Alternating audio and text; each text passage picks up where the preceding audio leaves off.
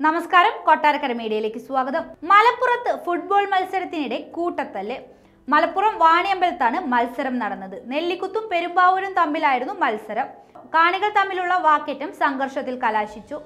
Sevens ഫുട്ബോളിനിടെയാണ് സംഘർഷമുണ്ടായത്. ഇന്നലെ രാത്രി 10:30 സംഭവം ഉണ്ടായത്. ഏറെ നേരത്തെ സംഘർഷം പോലീസ് എത്തിയാണ് അവസാനിപ്പിച്ചത്. 10ഓളം പേർക്ക് സംഭവത്തിൽ പരിക്കേറ്റു. സംഭവത്തിൽ പോലീസ് അന്വേഷണം ആരംഭിച്ചു.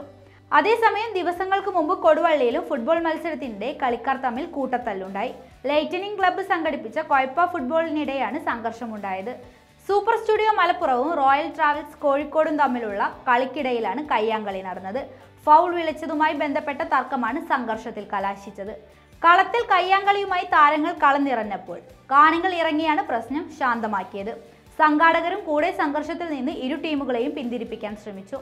പോലീസ് ഈ സമയത്ത് സ്ഥലത്തില്ലായിരുന്നു. ഇരുവിഭാഗവും ഓരോ ഗോൾ വീതമാണ് അടിച്ചത്. കാണികൾ കളത്തിലിറങ്ങിയതിനാൽ പെനാൽറ്റി ഷൂട്ടൌട്ടും നടത്താൻ കഴിഞ്ഞില്ല. തുടർന്ന് ടോസ് ഇട്ടതിൽ റോയൽ ട്രാവൽസ് കോഴിക്കോട് വിജയിച്ചു.